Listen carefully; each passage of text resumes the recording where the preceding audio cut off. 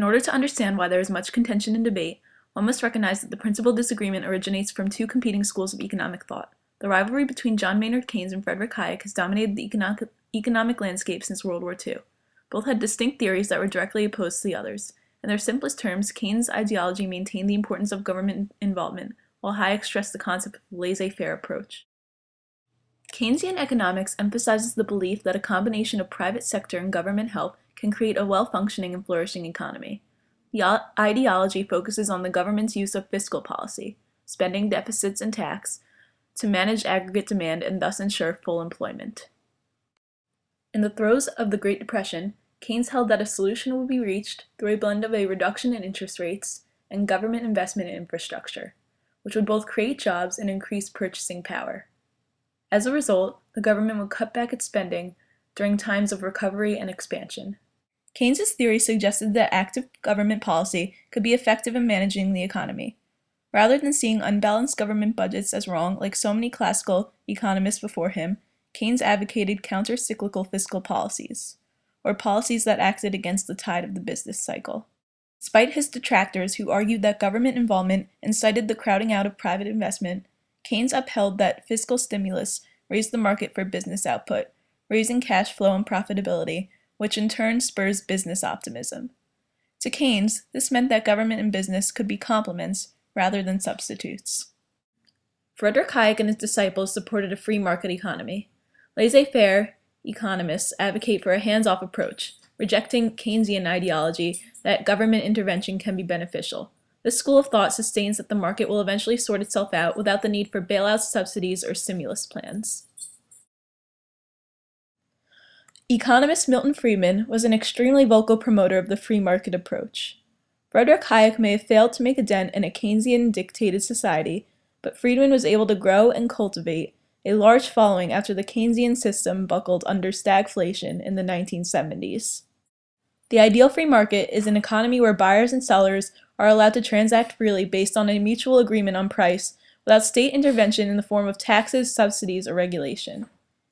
A free market is centered on the concepts of supply and demand, economic equilibrium, and low barriers for market entry.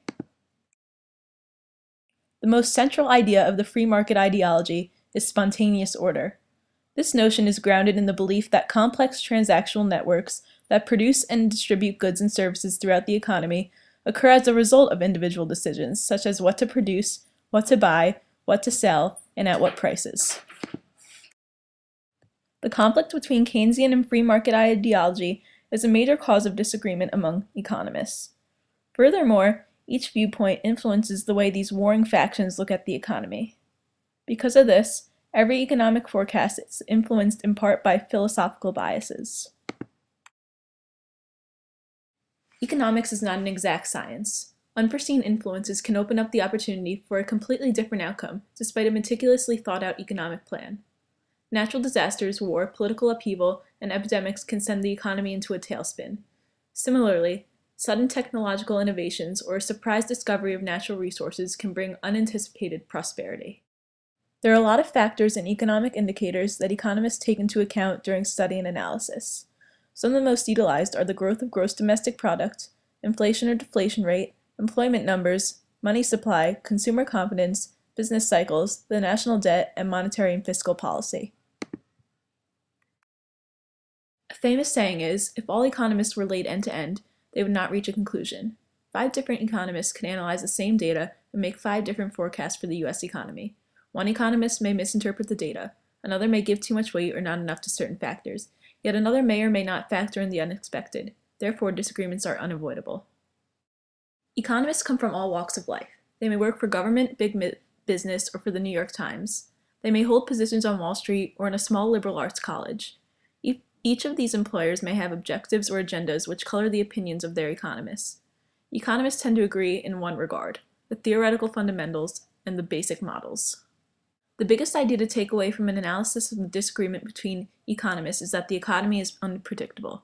Although economists have developed complex and well-established formulas to interpret concrete numerical data, there is still so much room for the unexpected, including unintended consequence, to defy and surprise even the most experienced and renowned economists.